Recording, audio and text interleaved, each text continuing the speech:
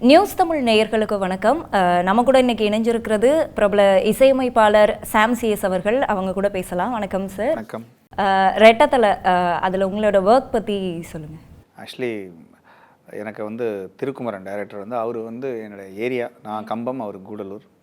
So அவரோட முந்தின படங்கள் எல்லாமே எனக்கு அவரோட மேக்கிங் ஸ்டைலாக ரொம்ப பிடிக்கும். ரொம்ப ரொம்ப ரொம்ப பிடிச்ச படங்கள் ஆக்சுவலி. ஸோ பிடிஜி அவங்களுடைய முந்தினைய படம், அந்த படம் நான் அவங்களுக்கு பண்ணிகிட்டு இருந்தேன். நம்ம டிமாண்டி காலனி 2. ஸோ அந்த மூலிமா எனக்கு அவங்க பழக்கனால இது எல்லாம் சேர்ந்து ஒத்து ஒரு படம். அருண்விஜி கூட அவரு கூட நான் நிறைய படம் பண்ணியிருக்கேன். நிறைய படம் பண்ணிருக்கேன். ஆல்மோஸ்ட் எனக்கு இது ஒரு 4th or 5th தெரியல, 4th படம் நினைக்கிறேன். ஸோ இது எல்லாமே சேர்ந்து அமைஞ்சு வந்துச்சு. அப்புறம் இந்த கைண்ட் ஆஃப் ஜானர் நமக்கு ரொம்ப ஈஸி, ஆக்ஷன் த்ரில்லரு. ஸோ அதனால் அவங்க கண்ணை மூடிட்டு நம்மக்கிட்ட வந்தாங்க. நமக்குமே இந்த மாதிரி படம் பண்ணுறதுல ரொம்ப கதை நல்லா இருந்துச்சு. ரொம்ப நல்ல கதை இது. இந்த படத்தோட கண்டென்ட்டாகவே ரொம்ப ஒரு நல்லதுக்கும் கெட்டதுக்குமான ஒரு சண்டை, ஒரு போர்னு கூட சொல்லலாம். அப்படிப்பட்ட ஒரு படம். ஸோ இதில் இருக்கிறதுல ரொம்ப சந்தோஷம். ரொம்பவும் எல்லாருமே கொண்டாடினது என்னென்னா தனுஷ் சாரோட வாய்ஸ் சாங், அந்த கண்ணம்மா சாங்கு. அதில் இன்னும் கூடுதல் ஸ்பெஷல் என்னென்னா அந்த சாங்கை நீங்களே எழுதியிருந்தீங்க அப்படின்னு சொல்லிட்டு அது ரொம்ப பிரபலமாச்சு. அதை பற்றி கொஞ்சம் சொல்லுங்கள். எனக்கு ஆக்சுவலி இந்த பாட்டு பண்ணும்போது தனுஷ் அவர் பாடுவாருன்னெலாம் எனக்கு தெரியாது. எனக்கு அவர் ரொம்ப பிடிக்கும். அவருடைய வாய்ஸ் ரொம்ப பிடிக்கும். அவர் ரொம்ப இளையராஜா சாரை ரொம்ப ரசிப்பார் அவர். ஸோ அவருடைய பாடல் அவர் அதை எக்ஸ்ப்ரெஸ் பண்ணுற விதமுமே அப்படியே இருக்கும். எனக்கு அதனால் அவர் ரொம்ப பிடிக்கும். ஏதாவது ஒரு படத்தில் என்னைக்காச்சும் அவர் கூட ஒர்க் பண்ணணுங்கிற ஆசை. அது ஹெச் வினோத் அவர் டைரக்டர் மூலிமா எனக்கு அது நிறைவேறிச்சு. அவரோட படம் நான் பண்ணிகிட்ருக்கேன். பட் என்னென்னா பாடுறதுங்கிறது இந்த படத்தில் நம்ம யோசிக்கவே இல்லை. அப்போ அருண்விஜய் சார் இட்லி கடை பண்ணிகிட்டு இருந்தார். ஸோ அவங்களாம் ஒன்றா இருக்கும்போது நம்ம சும்மா கேட்டு பாருங்கள் எப்படி இருக்குன்னு பார்க்கலாமேன்னு சொல்லிட்டு அவரே கேட்குறேன்னு சொல்லியிருந்தார். ஸோ அப்படி வந்தோன்னு ஈஸியாக இருந்துச்சு. பட் அவர் பாடுறேன்னொன்னே எனக்கு ரொம்ப சந்தோஷமான ஒரு இதாக இருந்தது. ஏன்னா நம்ம அவரெல்லாம் அவரோட பாட்டுக்கு நிறையா கேட்டிருக்கோம். அவர் பாடி ஒரு ஆக்டர் பாடும்போது நிறைய பேர் ஏதோ ஆக்சுவலி அவர் பாடின அத்தனை பாட்டுமே ஒரு ஆக்டராக ஒரு செலிப்ரிட்டி அப்படிலாம் இல்லாமல் ஒரு சிங்கராகவே பர்ஃபெக்டாக பாடுற ஒரு நடிகர் அவர். ஸோ ரொம்ப பர்ஃபெக்டாக பாடுவார். ஆக்சுவலி ஸ்ருதி சுத்தமாக கிளியராக பாடுவார். ஸோ அவரை ரெக்கார்ட் பண்ணதுங்கிறது ரொம்ப ஒரு சந்தோஷமான விஷயம். அதான் சொல்லலை. இந்த படத்தில் எனக்கு ஸ்பெஷலாக கண்ணை மூடிட்டு யோசிக்க முடிஞ்சால் எனக்கு அவர் பாடுனது தான் அந்த பாடல் மட்டும்தான். ஓகே, இப்போது இது கண்டாரக்கொல்லி அந்த இது ரொம்ப நிறைய பேர் சொன்னாங்க, என்ன ப்ரோ இப்படிலாம் எடுத்திருக்கீங்க அப்படின்ற மாதிரிலாம். அது இதே இன்டென்ஷனலாக வச்சதா இல்லை? ஆக்சுவலி இந்த படத்தில் இருக்கிற இந்த ஹீரோயின், இந்த பெண் ஒரு ஏதோ ஒரு வகையில் ஒரு டார்க் கைண்ட் ஆஃப் ஒரு மூடுக்குள்ளே போயிட்டு வருவாங்க. ஸோ ஒரு கண்களால் கொல்பவள் அப்படிங்கிறது தான் அந்த கண்டார கொல்லிங்கிறதுக்கான மீனிங். ஸோ அது பாடி அவர் லிரிக்ஸாக எழுதிட்டு இருக்கும்போது இது நம்மளை எல்லாமே அப்போ பர்பஸ்ஃபுல்லாக பண்ணல. பட் எழுதி சவுண்ட் பண்ணும்போது எல்லாருக்கும் தோணாதான் எங்களுக்கும் தோணுச்சு. இது இப்படி சவுண்ட் தப்பாக கேட்க வாய்ப்பு இருக்கா அப்படின்னு. உடனே இல்லை, அது கேட்குறவங்களுக்கு அப்படி கேட்கட்டும், நம்ம அப்படி சொல்லலையேன்னு தான் அவர் பண்ணார். பட் ஆனால் இங்கே எப்பயுமே ஒரு நெகட்டிவான ஒரு விஷயம் வந்துச்சுன்னா அது இன்னும் ரொம்ப வைரல் ஆகும். இதே படத்தில் நிறைய பாட்டு நல்ல பாட்டுங்கள்லாம் இருக்குது. ஸோ அதெல்லாமே ரீச் ஆகிறத விட இப்படி ஒரு வேர்டு போட்டதுனால வந்துருச்சாங்கிறது எனக்கே ஆச்சரியமாக தான் இருக்குது ஆக்சுவலி. அப்போ மக்கள் நெகட்டிவாக ரொம்ப ஈஸியாக அக்செப்ட் பண்ணிக்கிறாங்களோங்கிற ஒரு இது இருக்குது. பட் நம்ம பர்பஸ்ஃபுல்லாக பண்ணல. பட் அது பண்ணதில் அது அப்படி அந்த மாதிரி ஒரு ரீச் ஆகிடுச்சு. இப்போ இருக்கக்கூடிய இசையமைப்பாளர்கள் திரும்ப திரும்ப பாடல்களை ரிப்பீட் பண்ணுறாங்களோ அப்படின்னு. ஏன்னா நிறைய விமர்சனங்கள் என்ன வருதுன்னா, அவங்க ஓனாக அவங்களுக்கு இசையமைக்க தெரியல, அவங்க அந்த காலத்து பாடல்கள்லாம் எடுத்து திரும்ப அவங்களோட பீட்டுக்கு ஏற்ற மாதிரி அதை ரீமிக்ஸ் பண்ணி அந்த மாதிரி பண்ணுறாங்க அப்படின்னு. அதை பற்றி நீங்கள் என்ன நினைக்கிறீங்க? இல்லை, அவங்க ரிப்பீட் பண்ணுறாங்களா இல்லை அவங்க ரிப்பீட் பண்ண வைக்கிறாங்களாங்கிறதான மேட்ரு. இப்போ நம்ம மக்கள் எதை நீங்கள் விரும்புகிறீங்களோ அதை தான் திரும்ப திரும்ப கொடுப்பாங்க. இப்போ நான் என்ன கேட்குறேன்னா, நீங்கள் இந்த பாட்டு எனக்கு இது என்னங்க இது ஒரே மாதிரி இருக்குது, இதை நான் ஏன் கேட்கணும்னு ஒருத்தங்க அதை கேட்காம விட்டுட்டாங்கன்னா ஒருவேளை அவங்க வேறு ஒன்று பண்ணலாம்ல அடுத்த படத்தில். ஸோ நம்ம தானே அவங்கள பண்ண வைக்கிறோம். அப்புறம் இதுதான் ட்ரெண்டிங்கு, இதுதான் ஹிட்டு ஃபார்முலா, இதுதான் நல்லா இருக்குன்னு ஒருத்தங்க சொல்கிறத நம்ம ஏன் கேட்கணும்? முதல்ல நமக்கு என்ன பிடிச்சிருக்குங்கிறத நம்ம தானே டிசைட் பண்ணணும். நம்ம வேறு டைப் ஆஃப் ஜான்ரா போய் சர்ச் பண்ணி கேட்கலாமே, இல்லை வேறு பண்ணலாமே. நம்ம ஒரு பர்டிகுலராக ஒருத்தங்க பண்ணுறது இதுதான் நல்லா இருக்குங்கிற முடிவுக்கு நம்ம முதல்ல வர்றோமாங்கிறத தாண்டி அது இன்னொருத்தங்க இதுதான் நல்ல மியூசிக்னு சொல்கிறத நம்ம ஏன் கேட்குறோங்கிறதா மேட்ரு. அப்புறம் அவங்களுமே எல்லாருமே திறமை உள்ளவங்க தான். எல்லாருமே நீங்கள் சொல்கிற யாரை சொல்கிறீங்களோ புதுசாக அவங்க எல்லாருமே நல்ல திறமையானவங்க. அவங்களால நல்ல மியூசிக்கும் போட முடியும். ஆனால் இப்படி போட்டால் தான் ஹிட் ஆகுங்கிறதுனா இப்படி போட்டால் தான் மக்கள் ஹிட் பண்ணுறாங்க அப்படிங்கும்போது அவங்க அதை தானே பண்ணுவாங்க. அது ஒன்று. அப்புறம் பழைய பாட்டை வந்து அவங்க பழைய பாட்டில் இருந்தது வந்து என்னென்னா ரொம்ப மெலடி இருந்துச்சு, அதுக்குள்ளே ஒரு ஒரு ஒரு லிரிக்ஸ்க்கான ஒரு ஸ்கோப் அதிகமாக இருந்தது. ஒரு பாட்டு வந்து ரொம்ப நாள் இருக்கணும், ரொம்ப நாள் வாழ்க்கையோட ஒத்து போகணும், அவங்களுடைய பர்சனலாக ஒரு லவ்வுக்கு பாட்டு சப்போர்ட் பண்ணணும்லாம் பாட்டு போட்ட காலம் போய் இப்போ வந்து ஒரு ஒரு ஒன் மினிட்ல அதை கேட்ட உடனே அது ஹிட் ஆயிடணும், அது 1 மினிட்ல அவங்களுக்கு அது பிடிச்சிடணும் அப்படின்னு ஒரு ஹுக் ஸ்டெப்போட பண்ணுறதுங்கிறது எல்லா மியூசிக் டைரக்டர்ஸும் ஒருவேளை அதுக்கு தள்ளப்படுறாங்க. ஏன் தள்ளப்படுறாங்கன்னா, இந்த தமிழ் சினிமாவோட டைரக்டர்ஸோ இல்லை வந்து ப்ரொடக்ஷனோ இல்லை வந்து லேபிள்ஸோ அவங்க அதை விரும்புகிறாங்க. அப்படி பண்ணால் தான் ஹிட் ஆகும்னு நினைக்கிறாங்க. ஏன்னா இதுக்கு பின்னால் மிகப்பெரிய ஒரு பொருள் செலவு இருக்குது, ஒரு ஒரு ஒரு பணம் சம்மந்தப்பட்டிருக்கு. பட் ஆனால் அது வந்து இப்போது இளையராஜா அவர்களாக இருக்கட்டும், மற்ற இசையமைப்பாளர்களோடது, மற்ற பாடகர்களோடது இதுவாக இருக்கட்டும், அதை திரும்ப வந்துட்டு நம்ம எடுக்கிறது மூலமாக இன்னொருத்தரோட உழைப்பை வந்துட்டு இது பண்ணுற மாதிரி அந்த விமர்சனங்கள்லாம் வருது இல்லையா? அப்படி நீங்கள் சொல்ல முடியாது. இப்போ நீங்கள் அவர்கிட்ட நீங்கள் பெர்மிஷன் வாங்கிட்டு அதே பாட்டை நீங்கள் யூஸ் பண்ணலாம் தேவைப்படும் பட்சத்தில். இப்போ நீங்கள் வந்து ஒரு பழைய காலகட்டத்தை உணர்த்துகிற ஒரு படத்தில் நீங்கள் புதுசாக நீங்கள் ஒரு பாட்டை போடுறீங்க வச்சுக்கோங்க. இப்போ நான் வந்து ஒரு படம் பண்ணிகிட்ருக்கேன், இப்போ விஜய் அவர் டைரக்ட் பண்ணுற படம். அதில் வந்து ஒரு 80s நடக்கக்கூடிய ஒரு விஷயம், அதில் வந்து ஒரு பாட்டு பண்ணணும். ஸோ நாங்கள் வந்து புதுசாக 80s மாதிரியே பாட்டை க்ரியேட் பண்ணியிருக்கேன். அதே மாதிரி லைவ் ஆர்கெஸ்ட்ரா, அதே மாதிரி பழைய ஆட்களை வச்சே நம்ம ப்ளே பண்ணுறோம். பழைய ஆட்கள்னு ஏன் மீன் பண்ணுறோன்னா, அவங்களுக்கு அந்த எசன்ஸ் தெரியும், அவங்களோட பிளேயிங் ஸ்டைல் அப்படி இருக்கும். ஸோ அவங்களோட எக்ஸ்ப்ரெஷன் அப்படி இருக்கும் அவங்கள ப்ளே பண்ணும்போது. ஸோ அதை இப்போ நம்ம பண்ணும்போது அந்த மாதிரி ஒரு 80s ஃபீல் கிடைக்குது. ஆனால் அதை நீங்கள் ஹிட் கொடுக்குறது ரொம்ப கஷ்டம். ஏன் அப்படின்னா இப்போ இருக்கிறவங்களுக்கு அந்த பாட்டு கேட்டால் இது என்னங்க இது அப்படின்றாங்க.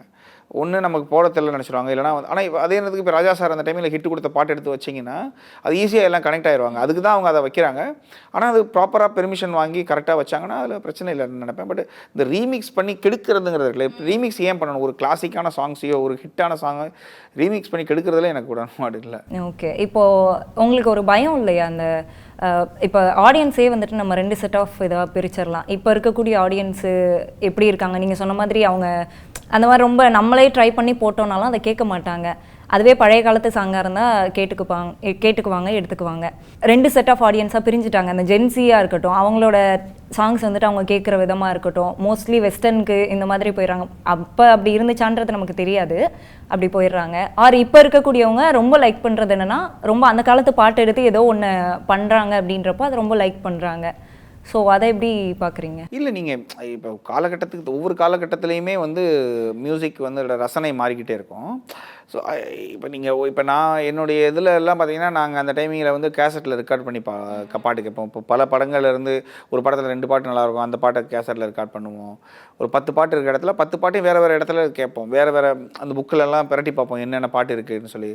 பாட்டு புத்தகம் இருந்த காலம் இருந்துச்சு. பாட தெரியுதோ இல்லையோ பாட்டு புக்கு வாங்கி அந்த பாட்டை கேட்டுக்கிட்டே அந்த புக்கை பார்த்துட்டு நம்ம பாடுவோம். இப்போ அது லிரிக் வீடியோவாக வந்திருக்கு. ஸோ நம்மளுடைய ரசனையை வந்து மாற்றிருக்காங்க. பாட்டு புக்குக்கு பதிலாக இப்போ லிரிக்ஸ் வீடியோ.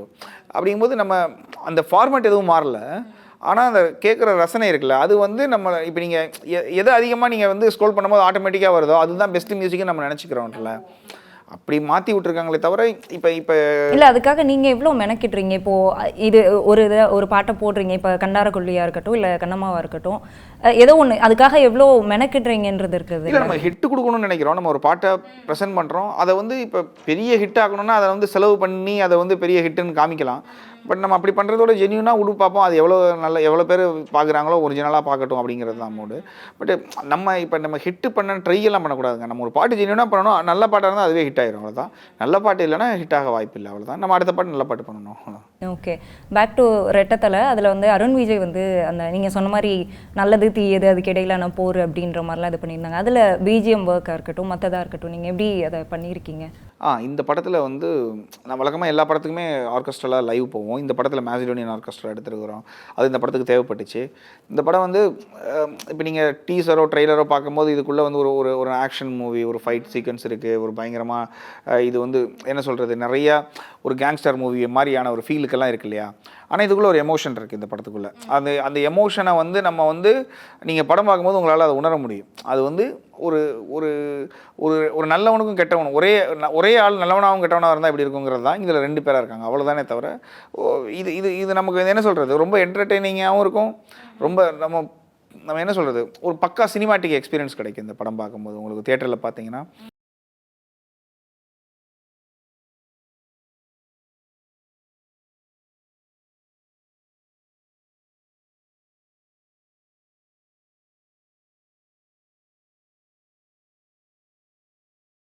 சாம் சிஎஸ்னாலே முக்கியமாக அடையாளப்படுத்துறது வந்துட்டு பிஜிஎம்காக அவர் வந்து ரொம்ப ஃபேம் அப்படின்னு. நீங்கள் நிறைய படங்கள் பண்ணியிருக்கீங்க, அதை வச்சு நிறைய விமர்சனங்களும் இருக்குது. இந்த பிஜிஎம்காக அப்படின்றது மட்டுமே அது உங்களுக்கு பிடிக்காது அப்படின்லாம் கூட கேள்விப்பட்டிருக்கோம். இல்லை அப்படிலாம் இல்லை, எனக்கு ரொம்ப பிடிக்கும். நான் பிஜிஎம் மட்டும் பண்ணுறது எனக்கு ரொம்ப பிடிக்கும். அப்படிலாம் இல்லை. என்னென்னா இப்போ நம்ம பாட்டும் நல்லா தான் பண்ணுறோம், பட் அதை விட பிஜிஎம் கொஞ்சம் நல்லா பண்ணுறோமோன்னு தோணுது. அதனால வந்து அவங்க அதை பற்றி பேசுகிறாங்க.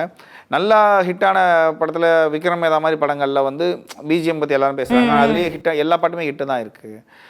டசக்கு டசக்காக இருக்கட்டும், இல்லை யாஞ்சியாக இருக்கட்டும், இல்லை போகாத என்னை விட்டுன்னு ஒரு பாட்டு. ஸோ நம்மளும் அதில் இன்னொரு பாட்டு கூட இருக்கும், நம்ம இது வாழ்க்கை ஓடி ஓடின்னு ஒரு பாட்டு. ஸோ எல்லா பாட்டுமே அதில் ஹிட்டு தான்.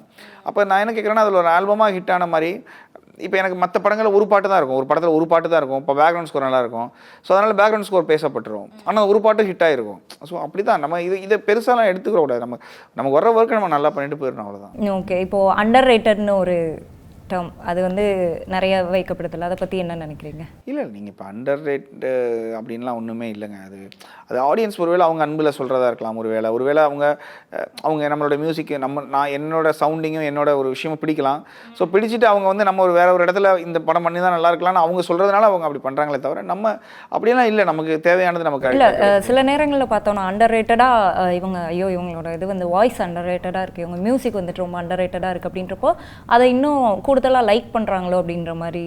இல்லை, எப்படி லைக் பண்ணுறாங்க? லைக் இவரோட சாங்ஸ் வந்துட்டு ரொம்ப அண்டர் ரேட்டடுப்பா, எல்லாராலையும் ரசிக்கப்படக்கூடிய ஒருத்தர் இப்படின்ற மாதிரியும் சொல்கிறாங்க. அதை எப்படி பார்க்குறீங்க? இல்லை, அதான் ரெண்டாவது விமர்சனத்துக்கு பின்னால் நீங்கள் போயிட்டு இருந்தீங்கன்னு வச்சுக்கோங்களேன். இப்போ அவங்க புகழும் போது நம்ம அப்படின்னா சிரிக்கணும், அவங்க புகழாத போது திட்டும் போது அழணும் அப்படிங்கிற மனநிலை போயிடும். நம்ம இது ரெண்டுக்குமே ரெடி இல்லை. தப்பாக இப்போ நம்ம ஒரு சஜஷனாக ஒருத்தவங்க சொல்கிறாங்க, சார் நீங்கள் இந்த மாதிரி ஒன்று பண்ணலாமே அப்படின்னு ஏதோ ஒரு லிங்கை போட்டு இந்த மாதிரி ஒரு பாட்டு பண்ணுங்கள் அப்படின்னு ஒருத்தவங்க சொல்கிறாங்கன்னு நான் அதை வந்து ஏற்றுக்குருவேன். நீங்கள் பண்ணது இது தப்புன்னு சொன்னாங்க, உண்மையாகவே இது தப்பாக இருந்தால் நான் அதை ஏற்றுக்குருவேன். இந்த அடுத்தது நல்லா பண்ணுங்க அப்படின்னா அதையும் நான் ஏற்றுக்குருவேன். பட் சும்மா சம்மந்தமே இல்லாமல் வந்து ஏதாவது சொன்னாங்கன்னா நம்ம அது நம்ம மனசுக்குள்ளே ஏற்றிக்கிட்டோம்னா நம்ம அடுத்த ஒர்க் பண்ண முடியாது. அதை இக்னோர் பண்ணணும். பொதுவாக இந்த அண்டர் ரேட்டட் அப்படின்னா நம்ம வந்து யார் கூட ரேஸில் இருந்தால் தான் நமக்கு அது அப்படி ஃபீல் ஆகும். நம்ம அப்படியெல்லாம் கிடையாது. நம்ம ரஜினி சார் சொல்கிற மாதிரி என் வழி தனி வழின்னு மாதிரி போயிட வேண்டியதான், அவ்வளோதான். ஓகே, ஏஐயோட தாக்கம் வந்துட்டு மியூசிக்லையா இருக்கட்டும், படங்கள் தயாரிக்கிறதுலையா இருக்கட்டும், இதுலெல்லாம் எந்த மாதிரி இருக்குன்னு நினைக்கிறீங்க? இது உங்களுக்கு இப்போ சாமுக்கு வந்துட்டு அது எந்த அளவுக்கு கை கொடுக்குதா, இல்லை வந்துட்டு நான் அதை பார்த்து பயப்படுறேன், இல்லை அந்த மாதிரி? பயம்லாம் ஒன்றும் இல்லை, நம்ம அதை யூஸ் பண்ணுறோம். அது நல்ல வகையில் யூஸ் பண்ணுறோம். அது எப்படின்னா, இப்போ ஒரு படம், இப்போ ரெட்டத்தலை மாதிரி ஒரு படம் எனக்கு கொடுக்குறாங்க, அதுக்கு ஒரு பணம் எனக்கு கொடுக்குறாங்க. ஸோ நான் வந்து எல்லா பாட்டையுமே ஏஐலையும் எல்லா பேக்ரவுண்ட்ஸ் மியூசிக்கும் ஏஐலையும் பண்ண முடியும்னா அவங்க ஏன் எனக்கு நாளைக்கு இதே மாதிரி ஒரு படம் இதே டீம் என்கிட்ட வரணும்? ஸோ அப்படி வரமாட்டாங்க. இப்போ நான் வந்து சில வாய்ஸ் எல்லாம் மாற்றி இது பண்ணுறதுக்கு நான் யூஸ் பண்ணுவேன். இப்போ இந்த படத்துலேயே தனுஷ் சார் பாடுறதுக்கு முன்னால் அவரோட வாய்ஸ் நான் பாடிட்டு என் வாய்ஸ் அந்த தனுஷ் சார் வாய்ஸ் மாதிரி மாற்றி அவருக்கு ப்ரெசென்ட் பண்ணதே, அவருக்கு பாட்டு ஃபஸ்ட் டைம் அவர் கேட்கறதே அவர் வாய்ஸில் தான் அவர் கேட்டார்.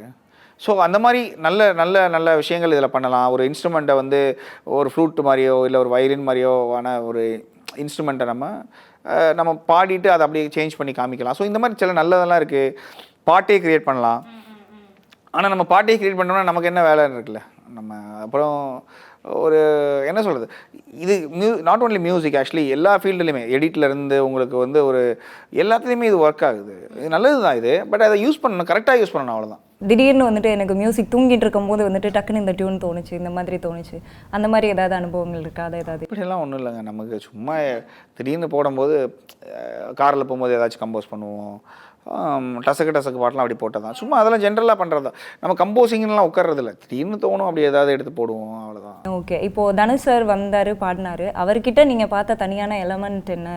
இல்லை, இப்போ ஒரு விஷயம் கரெக்டுன்னு நம்ம சொன்னாலும் அவர் திரும்ப அதை வந்து இல்லை கரெக்ட் இல்லை, நம்ம பண்ணலான்னு சொல்லிட்டு எங்கே நம்ம அவரை வந்து அவர் எதாவது நினச்சிடுவாரோன்னு அப்படின்னு அவர் நினச்சிட்டே பண்ணுறாரு இல்லையா. அது அவர் அவ்வளோ பெரிய ஆர்டிஸ்ட்டு, அவ்வளோ பெரிய ஆள் இருந்தாலும் அவருடைய அந்த ஒரு ஒர்க் மேலே இருக்கிற அந்த பேஷன் இருக்குல்ல, அது ரொம்ப ரொம்ப சூப்பராக இருக்குது. அது பிஜிஎம் வந்துட்டு நிறைய வந்துட்டு இது பண்ணி தெஃப் பண்ணி நிறைய இதிலேருந்து போடுறாங்க அப்படின்லாம் சொல்கிறாங்க. அதை எப்படி நீங்கள் பார்க்குறீங்க? அந்த மாதிரி விமர்சனங்கள் இதுக்கு முன்னாடி உங்களுக்கு வந்திருக்கா? எனக்கு பெருசாக வந்ததில்லை. ஆக்சுவலி விக்ரம் வேதாவோட தீம் வந்து ஒரு மலையாள படத்தோட ஒரு காமெடி ஒரு இதுலேருந்து வந்துச்சுன்னுலாம் சொல்லுவாங்க. பட் நான் அதை பார்த்ததே கிடையாது. அப்புறம் நம்மளாக வந்து காப்பி பண்ணணும்னு கிடையாது. நான் நிறைய இன்டர்வியூவில் சொல்லியிருப்பேன், நானே டைப் பண்ணி பார்ப்பேன், சாம் சிஎஸ் காப்பி கேட் அடித்து பார்ப்பேன், ஏதாவது இருக்குதா. எதுக்குன்னா நம்ம காப்பி அடிக்கணும்னு நினச்ச எந்த பாட்டும் இது வரைக்கும் நம்ம பண்ணலை. இன்ஸ்பயர் ஆகி பண்ணியிருக்கோம் நிறைய பாட்டு. ஆனால் அதில் அதோட சாயல் வந்துடக்கூடாதுங்கிறதுல ரொம்ப கான்சியஸாக இருந்து பண்ணியிருக்கோம். இப்போ ஃபார் எக்ஸாம்பிள் ஒரு பாட்டு எடுத்துட்டோம், இந்த பாட்டு மூலிமா நம்ம வந்து அதே மாதிரி நம்ம ஒன்று பண்ணணும் அப்படின்னு நினைப்போம். அந்த ரூட்டில் அந்த ராகாஸில் ஒன்று பண்ணணும்னு நினைப்போம். ஆனால் அது அந்த மாதிரி வந்துடவே கூடாதுங்கிறதுல கான்சியஸாக தான் பண்ணியிருக்கோம்.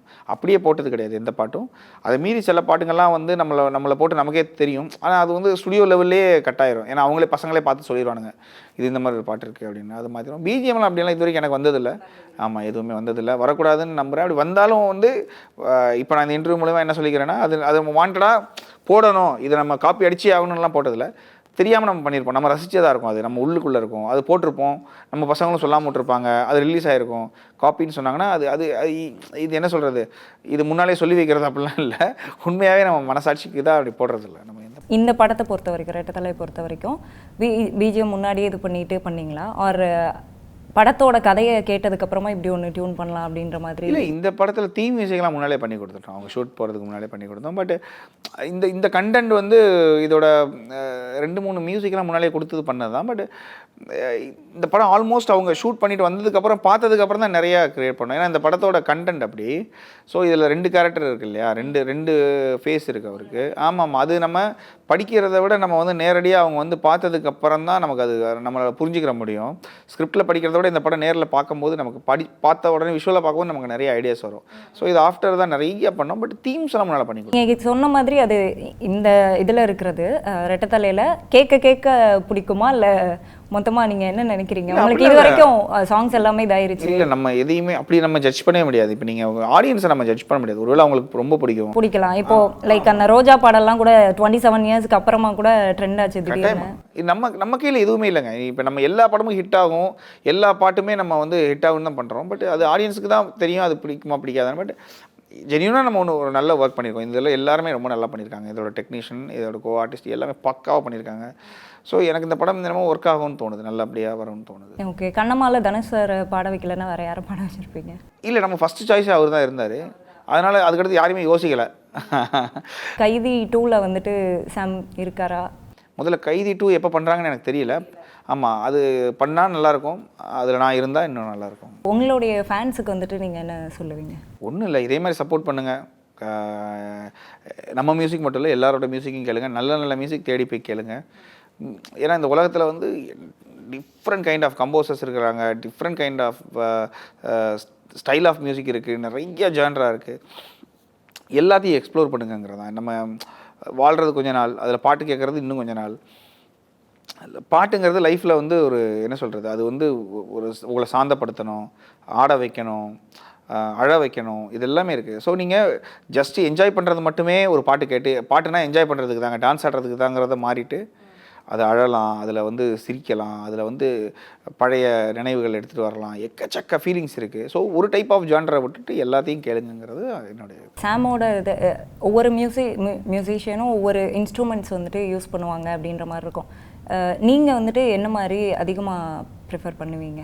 வோக்கல் தான். ஒவ்வொருத்தர் இவ்வளோ மெனக்கிடுறாங்க அப்படின்றதெல்லாம் இருக்குல்ல. இப்போது அந்த காலத்தில் இவங்க வந்து இவ்வளோலாம் பண்ணாங்கப்பா அப்படின்னு சொல்லிட்டு நிறைய இப்போ இன்டர்வியூஸ் கூட ட்ரெண்ட் ஆகுது. இவங்க இந்தந்த இன்ஸ்ட்ருமெண்ட்ஸ் யூஸ் பண்ணாங்க, இதெல்லாம் வந்துட்டு அந்த பாட்டில் நீங்கள் கேட்டிருக்கீங்களா அப்படின்ற மாதிரிலாம் போடுறாங்க. அந்த மாதிரி இல்லை, அந்த மாதிரி இப்போ எனக்கு பர்சனலாக பிடிச்ச உங்களுக்கு தோணி இருக்கா அந்த மாதிரி? இல்லை, நம்ம மேக்ஸிமம் எல்லாத்தையுமே எக்ஸ்ப்ளோர் பண்ணிகிட்டு இருக்கோம். நம்ம வந்து இந்தியன் எத்தனிக்காக இருக்கிற எல்லாத்தையுமே நார்த்துலேருந்து சவுத்துலேருந்து, ஏன்னா நான் அதிக ஹிந்தி மூவி பண்ணுறேன், மலையாளம், தெலுங்கு, கன்னடா எல்லாமே பண்ணுறதுனால அந்தந்த ஸ்டேட்டுக்கான அவங்களுடைய ரூரலாக அவங்களுக்கு தேவையான எத்தனிக் இன்ஸ்ட்ருமெண்ட்ஸ் இருக்குது, அதெல்லாம் யூஸ் பண்ணியிருக்கோம். வெஸ்டர்னாக வேர்ல்டு லெவலில் வேறு நிறையா யூஸ் பண்ணாத, இங்கே இந்தியாவில் அறிமுகமே இல்லாத சில இன்ஸ்ட்ருமெண்ட்ஸ் எல்லாம் கூட நம்ம யூஸ் பண்ணியிருக்கோம். பட் என்னென்னா அது தேவைப்பட்டால் மட்டும்தான் நம்ம இப்போ அந்த படத்துக்கு அது தேவை இருக்குன்னா நம்ம பண்ணுவோம். அப்படி இல்லைனா நம்ம அதான் சொல்கிறேன், சில படங்கள்லாம் சானிக்காக இது மாதிரி படங்கள் நம்ம இன்ஸ்ட்ருமெண்ட் நிறையா யூஸ் பண்ணவே இல்லை. எல்லாமே ரொம்ப பெஞ்சு, நார்மலாக கிளாஸு, பிளேட்ஸு இப்படிலாம் தட்டி அப்படியே பண்ண படம் தான் அது. ஸோ எதுக்கு எதை பண்ணணும் அப்படிங்கிறது தான். நம்ம எல்லாம் தெரியும் அப்படிங்கிறதுக்காக ஒரு இடத்துல கொட்டவும் முடியாது. சில சின்ன படம் தானேங்கிறதுனால சில பெரிய விஷயங்களை யூஸ் பண்ணாமல் விட்டுட்டு போகிறதும் கிடையாது. மாறி பண்ணுவோம். அது அப்பார்ட் ஃப்ரம் தமிழ் உங்களோட மற்ற லாங்குவேஜஸ்லலாம் நிறைய பண்ணிகிட்ருக்கீங்க. ஆமாம், அதை பற்றி சொல்லுங்கள். லைக் ஹிந்தி நிறையா பண்ணுறேன் நான். ஹிந்தி, தெலுங்கு பண்ணுறேன், மலையாளம் ரொம்ப பண்ணுறேன். இப்போ ரீசெண்ட் டைமிங்கில் மலையாளம் இதுக்குமே தமிழ் இதுக்கும், மலையாளத்துக்கும் தமிழுக்குமே மூவிஸ்லேயும் கதையாக இருக்கட்டும் எல்லாத்துலேயுமே டிஃப்ரென்ஸ் இருக்குது. உங்களுக்கு டேஸ்ட் இருக்குல்ல, ஒரு ஒரு இப்போ அங்கே இருக்கிற ஆடியன்ஸோட டேஸ்ட்டே வேறு மாதிரி இருக்கும். கேரளாவில் வந்து பார்த்திங்கன்னா அங்கே மேக்ஸிமம் எல்லாருக்குமே கிளாசிக்கல் தெரியும், நிறைய பேருக்கு வந்து எல்லாமே கலை சம்மந்தப்பட்டவங்களாகவே இருப்பாங்க. அவங்களுக்கு அது வந்து பிளட்டோட ஊறினது. ஸோ நீங்கள் அவங்கக்கிட்ட நீங்கள் ஏமாற்ற முடியாது. நீங்கள் அது வந்து ஏதோ ஒன்று சும்மா போட்டு விட்டுட்டுலாம் வந்து இது பண்ண முடியாது. அவங்க ரொம்ப நாள் சஸ்டெயின் பண்ண முடியாது அங்கெல்லாம். ஏன் அப்படின்னா நீங்கள் வந்து அதை ஜெனியூனாக ஒரு விஷயம் பண்ணணும். நீங்கள் ஒரு பாட்டை வந்து ஹிட் ஆகிற மாதிரி போட்டுடலாம், அதெல்லாம் ஓகே, அது வந்து ஏதோ ஒரு வைபில் போயிடலாம். ஆனால் எல்லா பாட்டையும் வைபிள் அங்கே ஹிட் ஆகாது. சரக்கு இருக்கணும், அங்கே ஏதாச்சும் ஒரு நல்லது இருக்கணும், ரொம்ப ஜெனியூனாக இருக்கணும்.